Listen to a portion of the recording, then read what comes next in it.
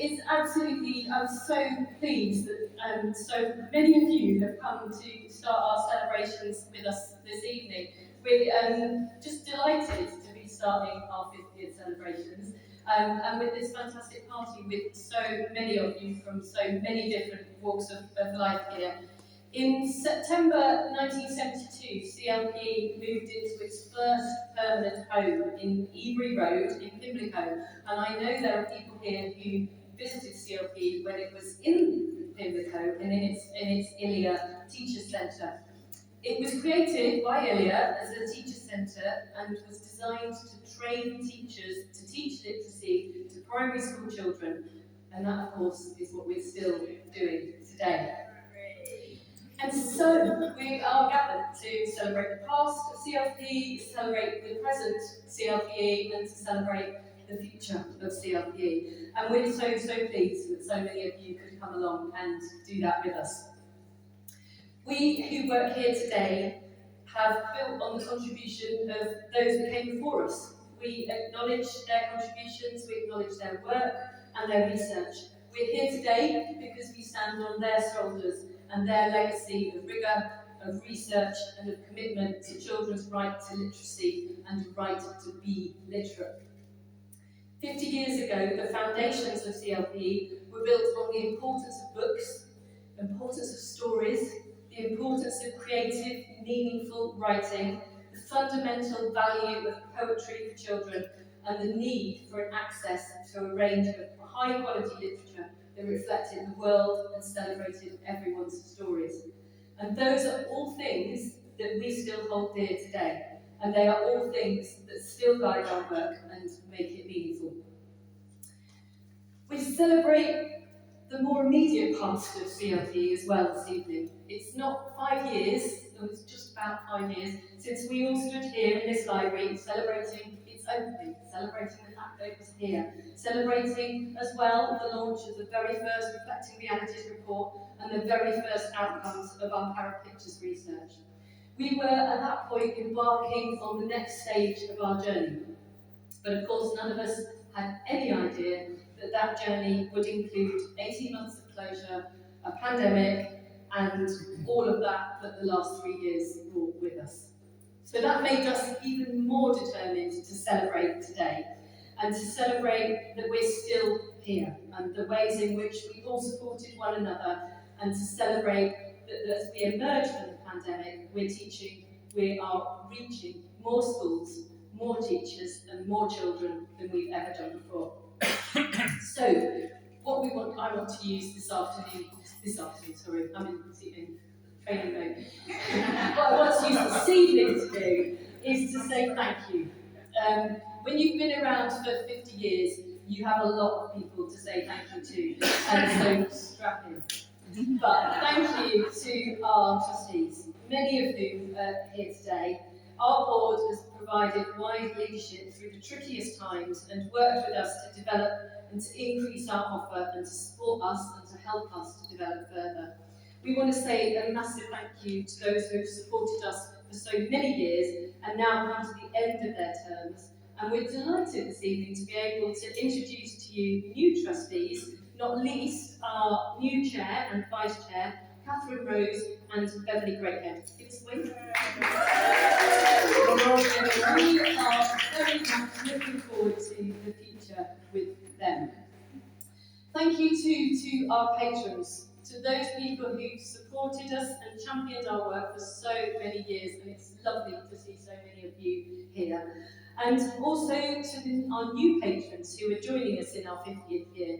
We feel very lucky to have you all working with us, and we feel very lucky to have you shouting about our work.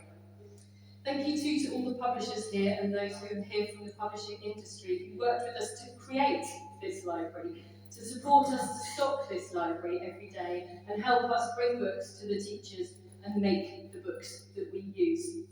And of course to all the authors and illustrators and poets who are here and who work with us. Without your creativity, without your work and without your support for the work that we do, we literally wouldn't be able to do what we do. So thank you. And those also who work in partnership with us, of course, across the literacy landscape, of course, people who help us with funding, our friends in other charities, organisations, bookshops, associations, people who know, like us, that together we are better than the sum of our parts. And together we work better to change the literacy future of children and young people. We thank you all for your generosity and for your collaboration. I want to thank our amazing staff here at CLPE, who are always so focused on excellence and on the future. The sheer amount of work that we do together is mind-boggling, and I am absolutely privileged to work with such a talented and dedicated group of people. I am in awe of what you all achieve every day. Thank you.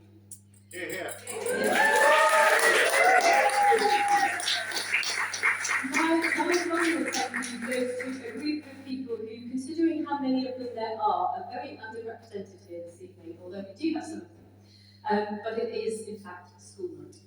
Every year we work with thousands of teachers in thousands of primary schools. Their creativity, their dedication and their determination to ensure the absolute best experience for children in their charge is always inspiring and has been even more so in the last few years.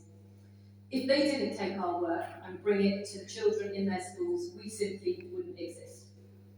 So all of us at CLP want to say an enormous thank you to all of the teachers that we work with who help put our work at the very heart of the curriculum. We're celebrating the last 50 years and all that CLP has contributed, but we're also looking forward to the future. Very soon, we will be regenerating this beautiful space with fabulous new illustrations on the boards.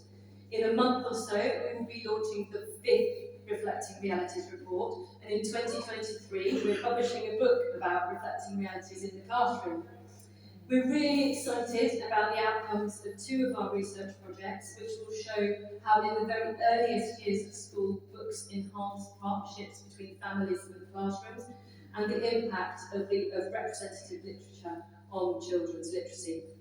We're taking every opportunity we can to shout about the outcomes of our Power of Pictures research, which has proved the importance and the power of picture books and the impact of creative practice. And it's proved it so well, and we're so proud of it. And we're embarking on exciting, groundbreaking new research looking at drama and literacy teaching. And of course, we are so excited in 2023 about children's poetry for many, many reasons, not least because it's the 20th anniversary of the CLPE Poetry Award. We know that learning to read, that developing the love of reading and writing changes lives, and it changes life chances. In these interesting times that we're living through, we need that more than ever. We need to put children's literature at the very, very heart of learning, and we are very proud to be doing that. We are so proud of all we've achieved at CLPE, and we have even greater plans for the future. But we know we can't achieve that without all of you, which is why we wanted a party this evening. Thank you all for supporting our work. Thank you for championing books. Thank you for championing stories, poems, and pictures alongside us. And thank you for being here this evening. I'm going to pause and say, please join me, but it's going to take a minute. It's worth it, it's worth it. No, just hang on. So while we're just waiting, before I ask you to join me, I'm just going to say to you that as soon as I finish, there's going to be food available in the garden. We've got some very, very lovely street treats. So as soon as all of this is done, lay it out there and get it. You don't want to miss it. And now, I'm still waiting. Sorry. Oh. Here we go. Okay, now, please join me in wishing CLPE a very happy birthday.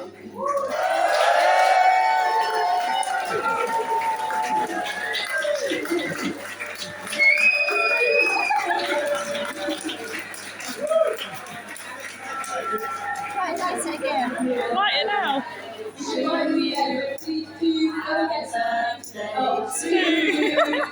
Happy birthday to you.